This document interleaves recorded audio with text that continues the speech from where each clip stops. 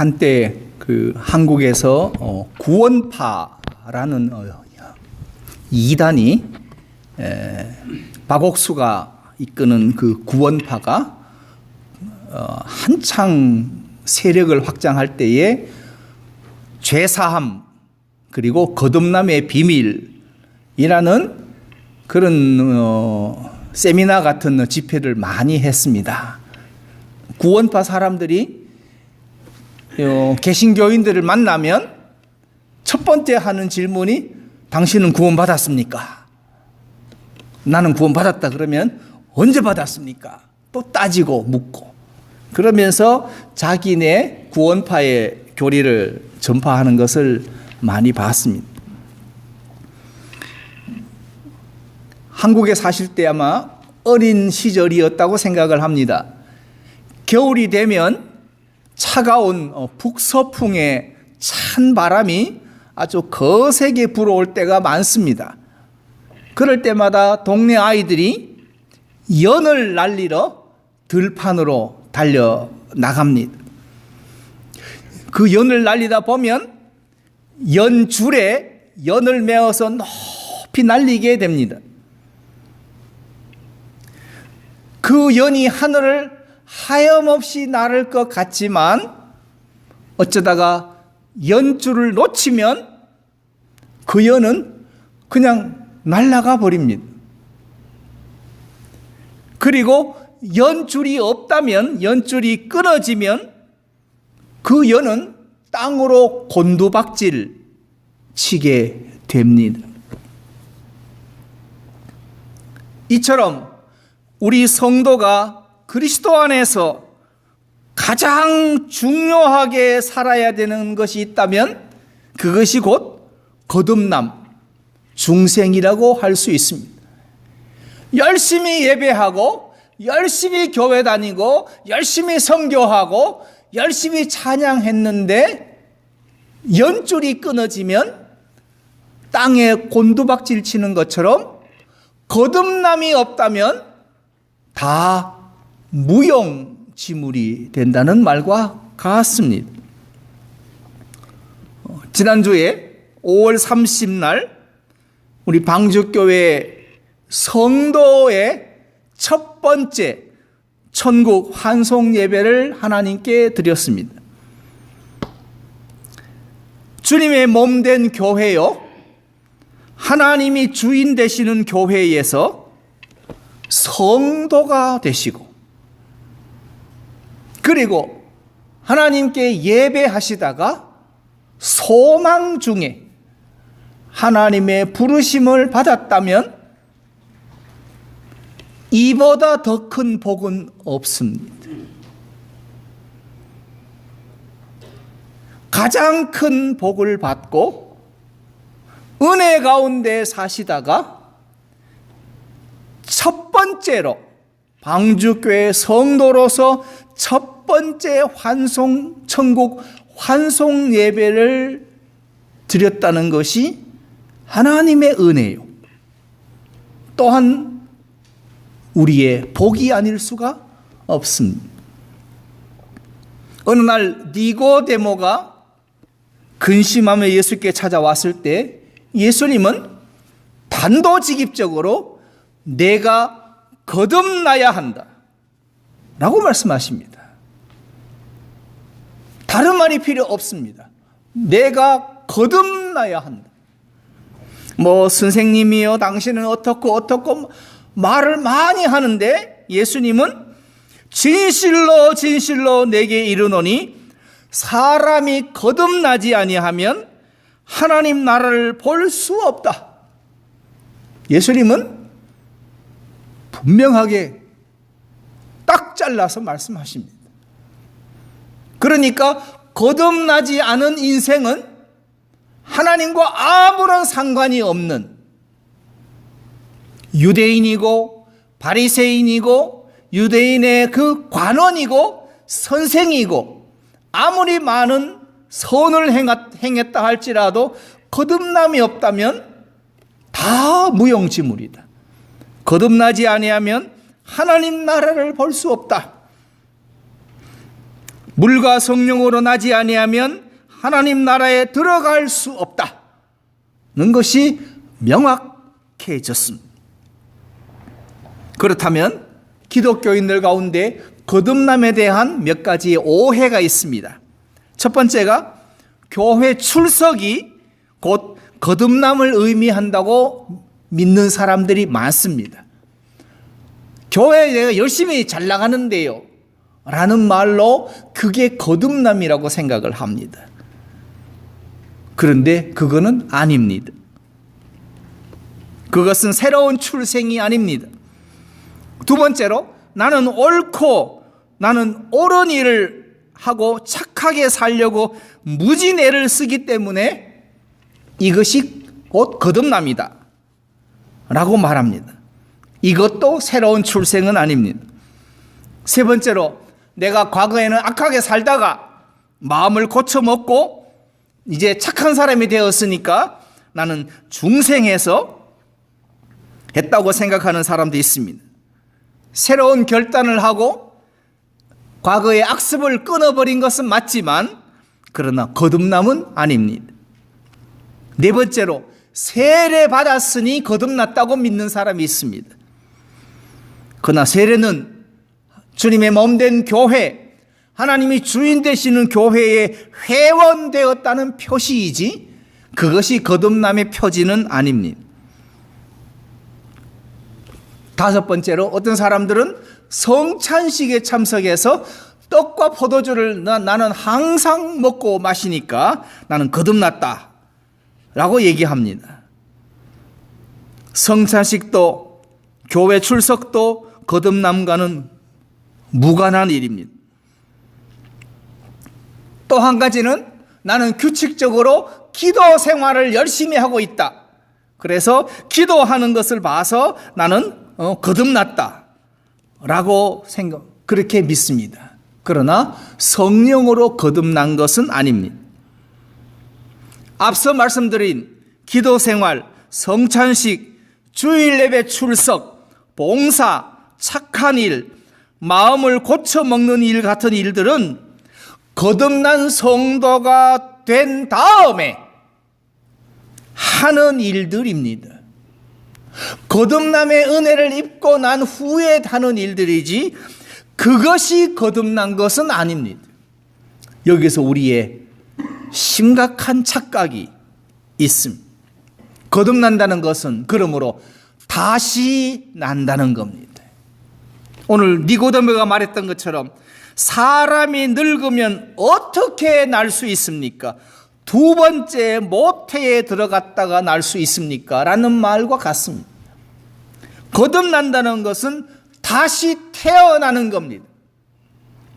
예수 그리스도의 십자가의 보혈로 구속받고 죄사함받고 구원의 은혜를 입고 천국 백성이 되었다면 반드시 다시 태어나셔야 합니다.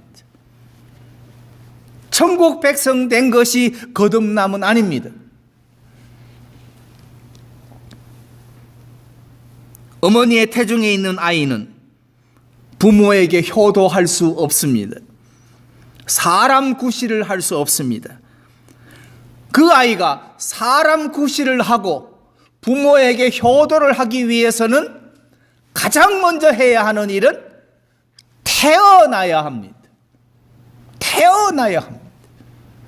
태어남이 없이는 아무것도 할 수 없습니다. 이 땅에 태어나는 것이 우선 해야 할 일이고 급선무입니다. 신앙적으로도 먼저 영적으로 태어나야만 기도 생활, 성찬식, 주일 예배 출석, 봉사, 착한 일을 하게 됩니다. 다시 태어난다는 말은 위로부터 위에서 태어나야 한다는 말입니다. 예수님은 우리 사람은 두 번 태어나야 한다고 말씀하십니다. 첫 번째는 부모로부터 태어나는 출생이고 이것은 육신으로 이 땅에 태어나는 것이고 두 번째는 영으로 태어난다. 영으로 태어난다. 이 땅에서가 아니라 하나님에 의해서 태어난다라고 말씀하십니다. 그래야만이 천국에 들어갈 수 있습니다. 방주교회 성도의 기본 조건은 거듭남에서 출발합니다. 거듭남이 없다면 우리는 성도라 이름 부르지 않습니다. 그들은 교인이고 교회 출석하는 사람입니다. 그런데 방주교회 성도가 되었다는 것은 거듭남의 은혜를 입었고 다시 태어난 사람이라는 뜻입니다. 영원한 생명을 가지고 천국에 살 수 있습니다. 그러므로 거듭나기 위해서는 첫 번째로 회개해야 하고, 두 번째로 예수님이 나 자신을 위해서 십자가에 죽으셨음을 믿어야 합니다. 당신은 정말 거듭났습니까?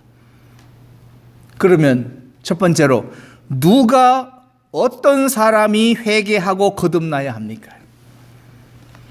성경에 보면 사마리아 여인에게, 세리였던 마태에게, 그리고 니고데모에게도, 삭개오에게도 예수님은 회개를 요구하셨습니다. 삭개오는 회개의 의미로 내가 누구에게든지 토색한 일이 있으면 내가 4배나 갚겠다고 그는 참회하고 회개의 증표를 보여준 사람이었습니다. 이들은 마땅히 세상의 기준으로도 죄인입니다. 그러므로 회개해야 합니다. 그런데 니고데모는 어떻습니까? 그는 골수 바리새인이, 골수 이스라엘 사람이요, 유대인이요. 그는 이스라엘의 선생이라면 니고데모는 선한 사람, 모든 사람의 칭송을 받는 사람입니다. 그러나 하나님 앞에서는 그도 죄인입니다. 그러므로 니고데모도 회개해야만 거듭날 수 있습니다. 사람들은 말합니다. 회개란 특정 부류의 사람들에게 해당된다고 말합니다. 술주정뱅이, 도박꾼, 악한 사람들, 아주 타락한 인간들에게 회개를 요구합니다. 그러므로 교회 나오는 우리는 회개할 필요가 없다. 죄를 지으면 그때 회개하지요 라고 말을 합니다.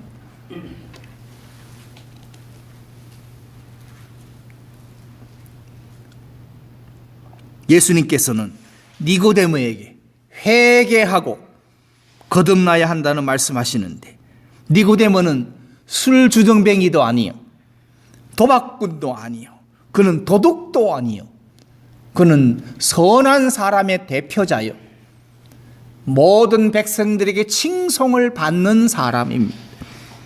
그는 철저한 유대교인이었고 그는 바리새인이었습니다. 그리고 사내들인 평의회의 회원이었습니다.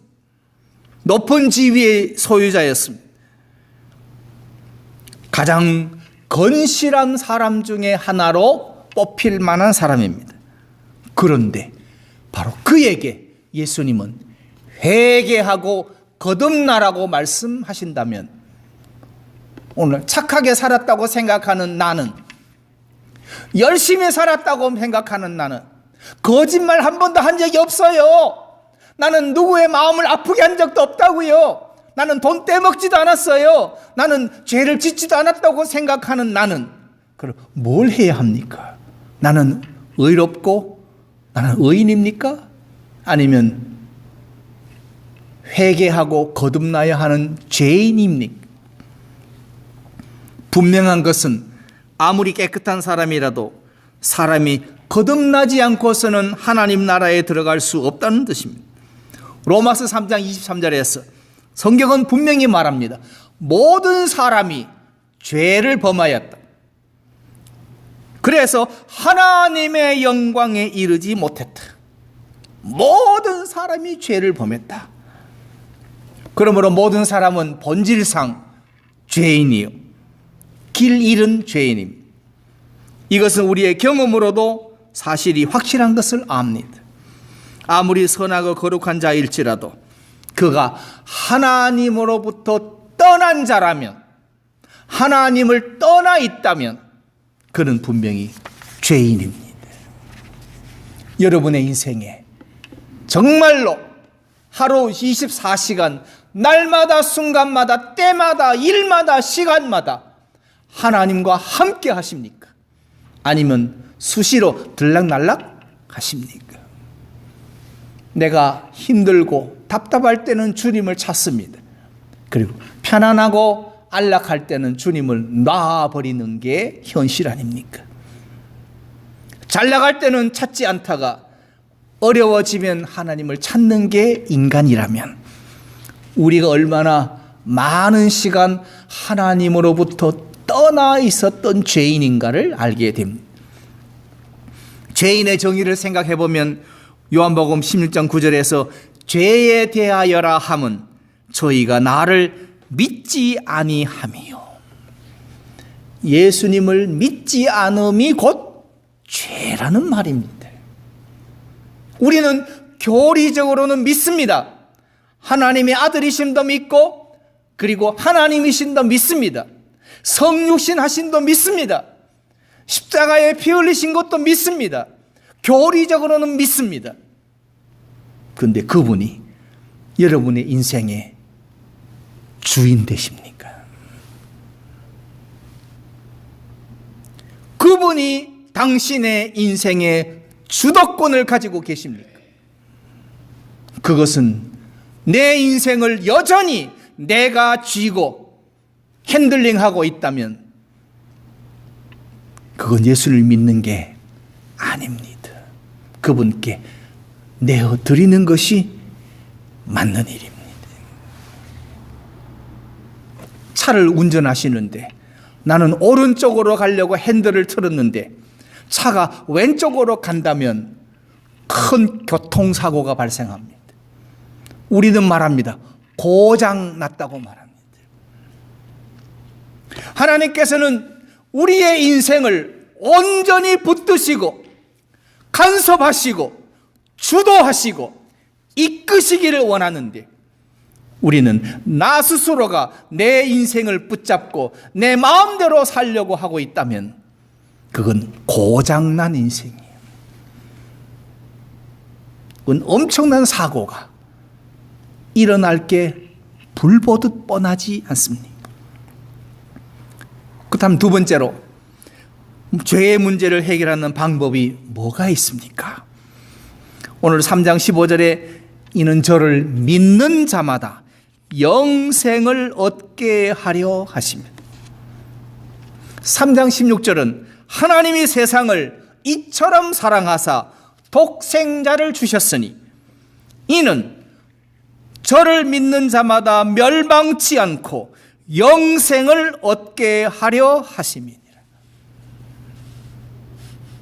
죄 문제를 해결하는 방법은 아주 쉽고 간단한 일입니다. 예수 그리스도를 믿으면 됩니다. 믿는 자는 영생을 얻는, 믿는다는 누구를 믿어야 합니까? 첫째로 우리 죄를 대속하여 죽으신 예수님을 믿어야 됩니다. 두 번째로 그 예수님을 믿는 자를 구원해 주시는 하나님을 믿어야 합니다. 이 믿음으로 거듭나는 것을 잘 설명하기 위해서 예수님은 하나의 역사적인 사건을 오늘 요한복음 3장 13절 14절에서 말씀하십니다. 모세가 이스라엘 백성을 인도해서 광야를 지날 때에 하나님께 불순종하자 하나님은 뱀을 보내 이스라엘을 물게 하셨습니다. 뱀에 물린 사람들이 신음하면서 서서히 죽어갑니다. 그때 모세가 하나님께 엎드려서 죄인을 대신하여 기도합니다. 제발 저들을 용서하시고 살려주십시오. 그때 하나님이 지시합니다. 노스로 뱀을 만들어 뱀의 모양을 만들어 높은 장대에 달아라. 매달고 사람들에게 알려라. 뱀을 보면 산다. 뱀을 보면 산다. 생각해 보십시오. 뱀에 물려 지금 죽겠는데 나를 물어서 나를 죽게 만든 그 뱀을 보랍니다. 그 뱀을 보랍니다. 모세의 말을 듣고 뱀을 본 자는 살았습니다. 그런데 아니, 나를 물어버린 뱀을 어떻게 나를 보라고 합니까? 그럼 애시당초 물지를 말아야지. 따지는 인간들은 안 쳐다봅니다. 못 봅니다. 논리적으로, 이론적으로, 합리적으로 설명이 되지 않습니다. 뱀을 본 자는 모두 살았습니다. 살기를 원한다면 뱀을 보라. 그러나 보지 않는 자들은 고통 속에서 서서히 죽어가십니다. 아무리 좋은 약일지라도 약을 먹지 않고 가지고만 있으면 죽습니다. 먹어야 삽니다. 또한 먹어도 약의 효력을 믿어야만 약의 효력이 발생합니다. 의사들은 말합니다. 아무리 좋은 약을 주어도 믿고 먹지 않으면 효과가 제대로 일어나지 않는다고 말합니다. 그래서 플라시보 이펙트라는 위약 효과라는 말이 있습니다. 이 말은 환자에게 가짜 약을 투여하면서 의사가 말합니다. 이 약이 진짜 좋은 약입니다.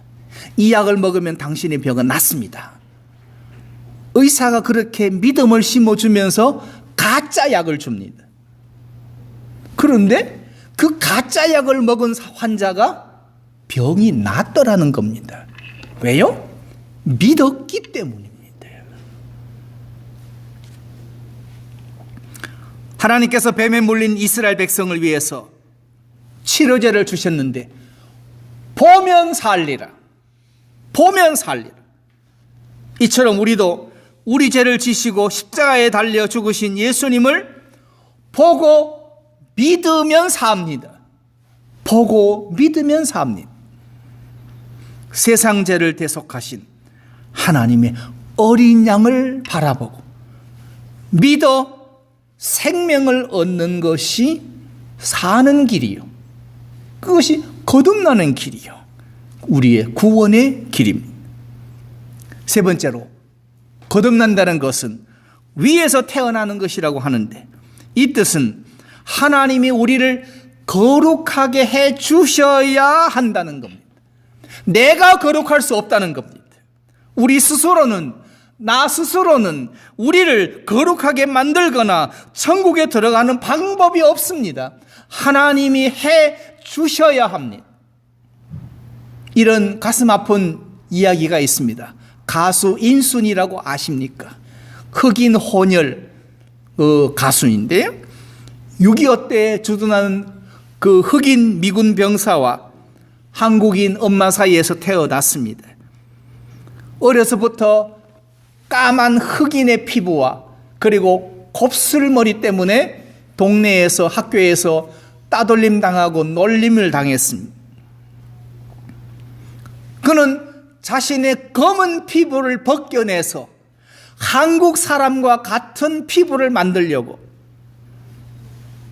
밤늦도록 비누칠하며 온몸의 껍질을 다 벗겨서 피가 나도록 벗겨내었습니다. 그래도 인순이의 피부는 황색 인종은 되지 않았습니다. 여전히 그는 검은색 피부를 가질 수밖에 없었습니다. 이처럼 우리 인간은 우리 스스로의 힘으로는 죄인이라는 신분을 벗어날 수가 없습니다. 우리는 새롭게 될 수가 없습니다. 하나님이 해 주셔야만 합니다. 죄인이지만 죄인이라고 판단하시는 하나님이 죄인이 아니다 라고 법적으로 선언해 주셔야만 우리는 죄인이 아닌 의롭다 함의 은혜를 입을 수가 있습니다. 이처럼 우리 인간은 스스로 힘으로는 천국에 갈 수 없습니다. 새롭게 될 수도 없습니다. 하나님이 해 주셔야 합니다. 죄인된 우리를 죄 없다고 하나님이 해 주셔야만 의롭다 칭함을 받게 됩니다. 그래서 이신득의, 이신칭의 justification by faith, 믿음으로 말미암아 의롭다 함을 얻었을 뿐입니다. 하나님께서 그렇게 인정해 주십니다. 의인으로 인정해 주시는 은혜를 입어야만 합니다. 오직 하나님이 해 주셔야 합니다. 예수님의 핏값으로 하나님이 의롭다고 인정해 주시면 우리는 의인이 되는 겁니다. 천국의 주인 되시는 하나님이 통과시켜 주셔야만 의롭다함을 얻을 수가 있습니다. 그런데 하나님은 무엇을 보고 죄인을 죄인이 아니라고 인정하시는가? 무엇을 보고 천국에 들어가게 하시는가? 그 기준은 선행도 아니요, 물질도 아니요, 우리 인생의 잘남도 아니라 오직 예수 그리스도를 믿는 믿음을 보시고 하나님께서는 죄인을 통과시켜서 의롭다함을 얻게 해주시는 겁니다. 그러므로 거듭난 성도가 되려면 예수 그리스도 안에, 예수님 안에, 예수님이 우리 안에 계셔야 합니다. 우리가 예수님을 영접해 내 중심으로 모셔드리셔야 합니다.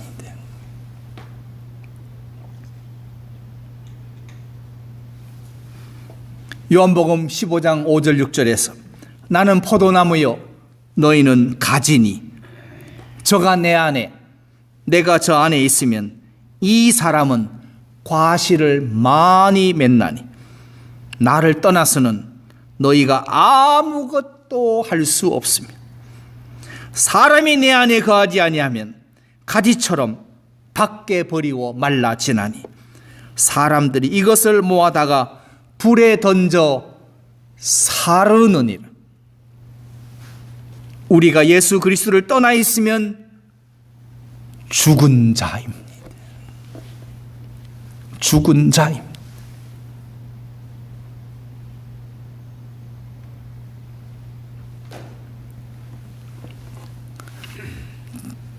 저희들이 어릴 때 그 1970년대 60년대 70년대만 해도 그 빵을 만들기 위한 그 효모, 그 이스트라는 것이 참 귀했습니다.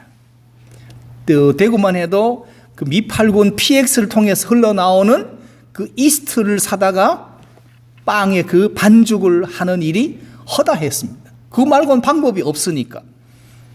그래서 PX에서 나온 그 대구에 가면 유명한 양키 시장이라고 있는데 그 양키 시장에서 이스트를 사다가 반죽을 해서 아랫목에 그 담요를 덮어서 국 덮어놓고는 부풀어 오르기를 기다렸습니다.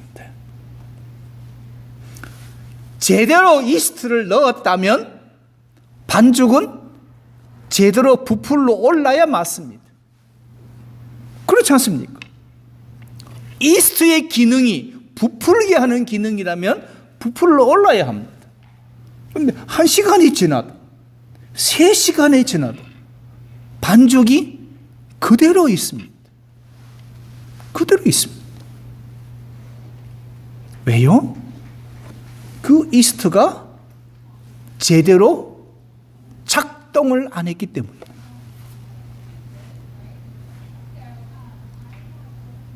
정상적인 이스트라면 반죽은 부풀러 오는 게 맞습니다.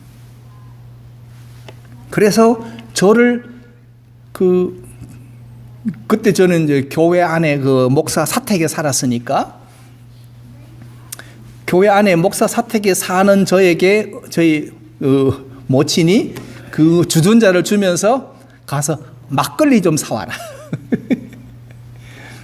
교회 안에 목사 사택에 사는 아이를 가서 막걸리 사오라고 심부름을 시키는 겁니다. 영문을 몰랐습니다. 왜 살아가야 되는지를. 그래도 시키시니까 교회 문 열고 주둔자 들고 그 막걸리 가게에 가서 막걸리 사다가 드렸습니다. 그랬더니 막걸리를 부으시고 다시 반죽을 했습니다.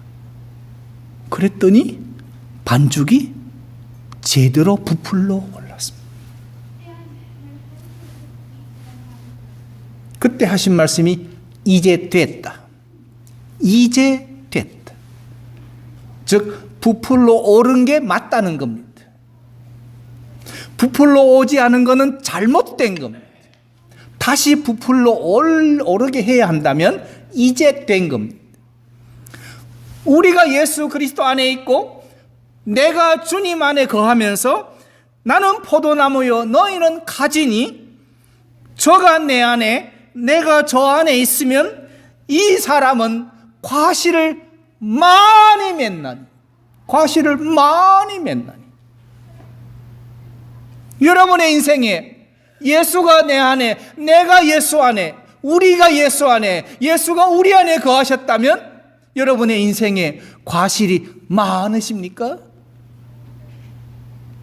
아니면 여전히 과실 많이 달라고 기도하고 계십니까?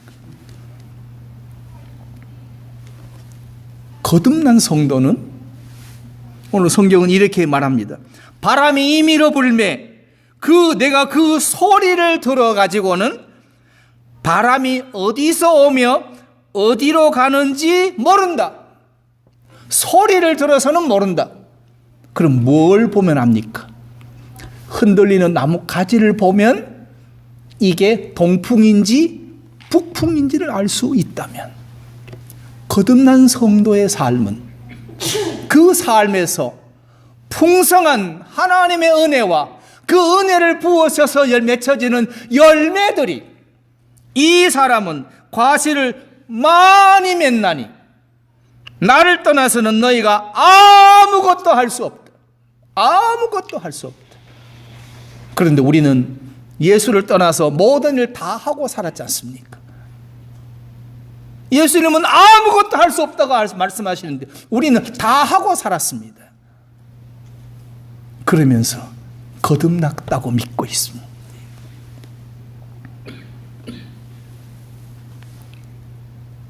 사람이 내 안에 거하지 아니하면 가지처럼 밖에 버리워 말라지나니 사람들이 이것을 모아다가 불에 던져 사르느니라. 불태워져 버리는 죄로밖에는 쓸모가 없는 예수를 그리스도를 떠나 있으면 죽은 자입니다. 우리에게는 영적인 죽음과 육신의 죽음과 그리고 마지막 날에 영원한 죽음이 있습니다. 예수를 떠나 살면 육신의 죽음만을 말한 것이 아닙니다. 영적으로 죽었습니다. 분명히 말씀하십니다. 사람이 예수 안에 거하지 않으면 가지처럼 밖에 버리워 말라진다. 이후에는 지옥불에 던져 영원히 불타게 된다 말씀하십니다. 우리의 남은 생애가 거듭남의 은혜를 입어 성령께서 우리 안에 거하시면서 우리의 생애를 간섭하시고 주장하시고 붙들고 나가실 때에 순종하시고 아멘으로 주 앞에 우리의 삶을 드려서 과실을 많이 맺는 방주의 성도 되시기 바랍니다.